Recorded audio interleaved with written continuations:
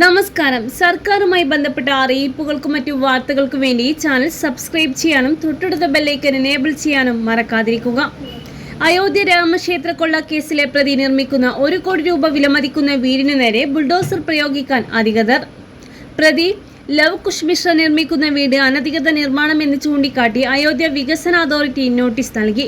അയോധ്യ ക്ഷേത്രത്തിൽ ജോലി കിട്ടിയതോടെ ലവ് കുഷ് മിശ്രയുടെ സാമ്പത്തിക സ്ഥിതി മെച്ചപ്പെട്ടതിന് പിന്നാലെയാണ് കൂറ്റൻ വീട് ഉയർന്നത്.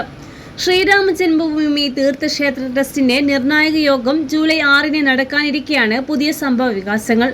ജനറൽ സെക്രട്ടറി ചമ്പത് ട്രസ്റ്റിയായ ഡോക്ടർ അനിൽ മിശ്രയുടെയും രാജി അന്തിമ തീരുമാനമെടുക്കാനാണ് ട്രസ്റ്റിന്റെ അടിയന്തര യോഗം വിളിച്ചു ചേർത്തിരിക്കുന്നത്. ജൂൺ 27 ചമ്പത് അനിൽ മിശ്രയും തങ്ങളുടെ പദവിയിൽ നിന്ന് രാജിവെക്കുന്നതായി അറിയിച്ച് കത്ത് നൽകിയത്. ട്രസ്റ്റിന്റെ ബൈലോ അനുസരിച്ച് ട്രസ്റ്റ് അംഗങ്ങൾ ഈ രാജി വോട്ടിനിട്ട് പാസ്സാക്കണം. ട്രസ്റ്റ് അംഗങ്ങളുടെ മുന്നിൽ 2 ഭൂരിപക്ഷമുണ്ടെങ്കിൽ രാജി സ്വീകരിക്കുകയുള്ളൂ. മാത്രവുമല്ല, ട്രസ്റ്റിലെ ഏതെങ്കിലും പദവിയിൽ നിന്ന് രാജിവെച്ചാലും ഇവർ ട്രസ്റ്റിലെ അംഗങ്ങളായി തുടരുമെന്നും ബൈലോയിലുണ്ട്.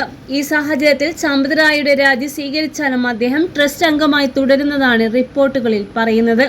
ആകെ 14 അംഗങ്ങളുടെ ട്രസ്റ്റ് 2 പേർ രാജി സമർപ്പിച്ച സാഹചര്യത്തിൽ ബാക്കി 12 പേരെ ഉൾക്കൊള്ളിച്ചാകും വോട്ടെടുപ്പ് നടത്തുകയെന്നും റിപ്പോർട്ടുകളിലുണ്ട്.